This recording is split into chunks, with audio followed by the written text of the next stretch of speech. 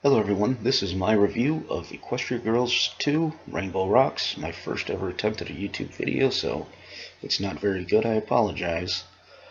Uh, First off, I need to thank Do You Want to Build a Brony for posting his blind reaction online. That's how I managed to see the movie, since there aren't any theaters near me playing it. And link in the description.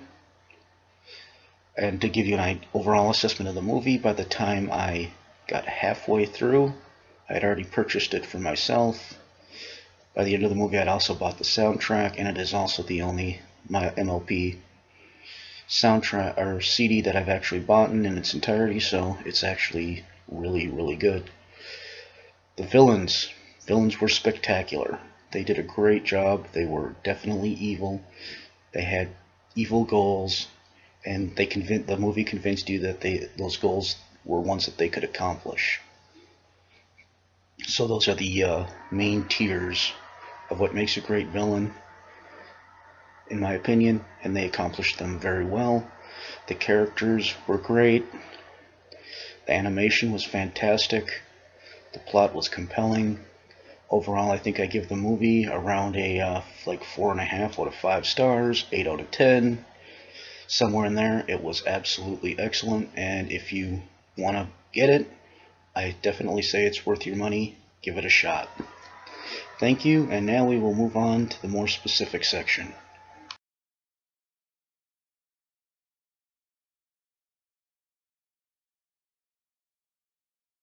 Hello and welcome to the spoilers present section of my video. This movie was really good.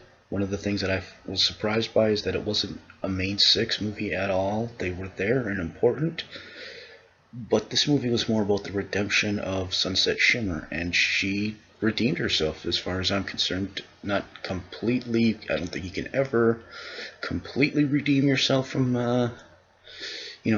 trying to take over the world and turn into a raging demon and all the stuff that she did, but she made huge steps in that direction. Early on in the film, you can see no one in the school trusts her yet, except for the main 6.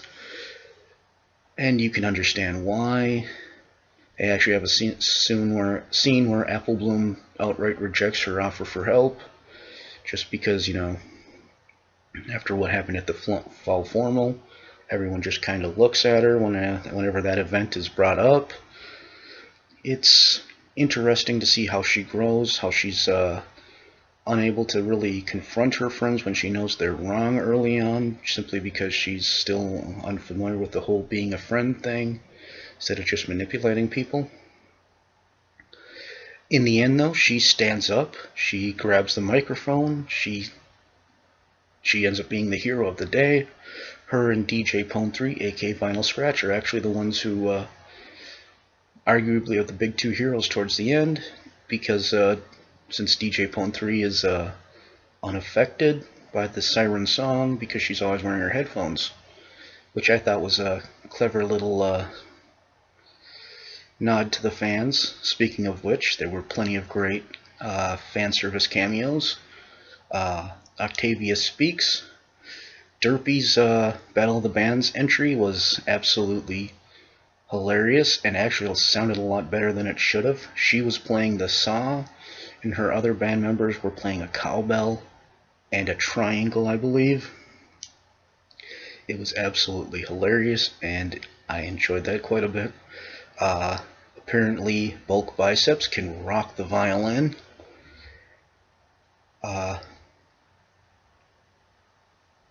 Maud is probably the best of the cameos. She shows up and makes you laugh quite a bit. And Trixie has a rather large role in this movie. I was surprised. I loved her song, and not just because it was a great song. It was actually clever title. I thought, Tricks Up My Sleeve. I thought that was clever on several levels.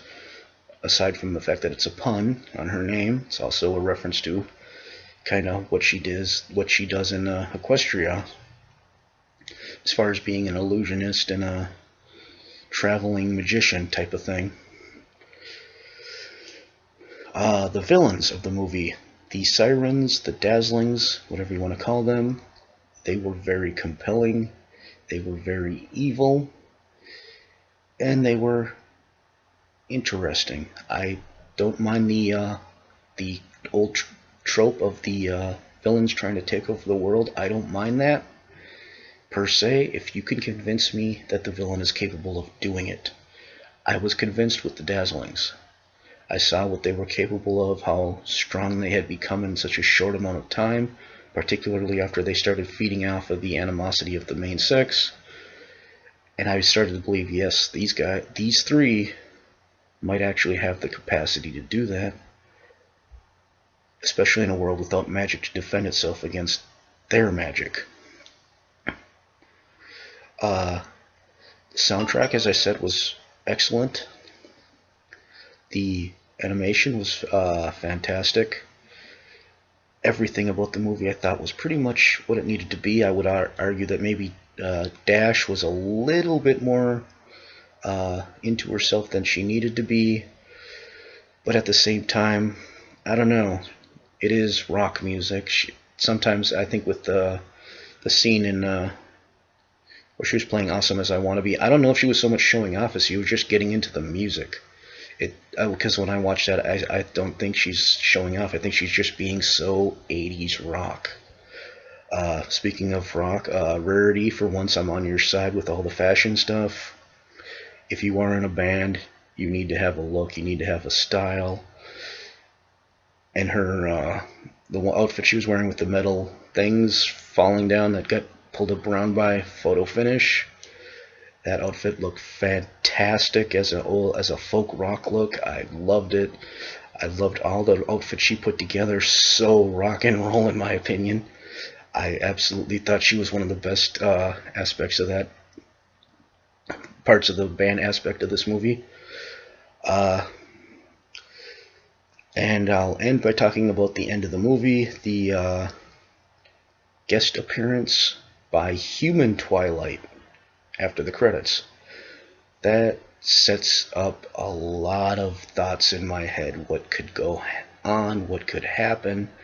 I find it very interesting and fun to think about. My hope, we heard that there's going to be a 2017 movie.